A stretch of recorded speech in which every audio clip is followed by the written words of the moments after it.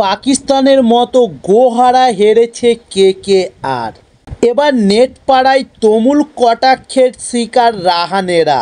তবে মঙ্গলবার মল্লনপুর যেন ব্যাটারদের ভিসিতা ছিল।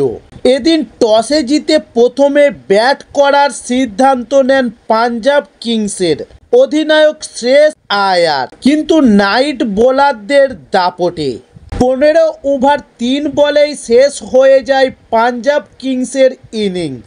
111 রান তোলে তারা। তবে রান তাড়া করতে নেমে আরও বিপদে পড়ে কেকেআর।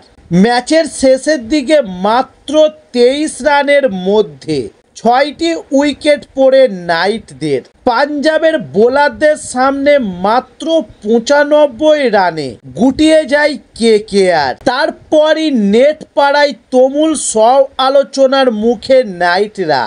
নানা রকম মন্তব্যের ভিড়ে আলাদা করে নজর কেড়েছে একটি শব্দ, আর সেটি হচ্ছে পাকিস্তান। কারণ ক্রিকেট প্রেমীদের অনেকেই মনে করছেন যেভাবে জেতা ম্যাচও হেরে আসে পাকিস্তান, মঙ্গলবার ঠিক সেই ঘটনাই দেখা গিয়েছে কেকেআরের ইনিংসেও। আবার কারো মতে আইপিএল খেলার যোগ্যতা নাই কেকেআরের।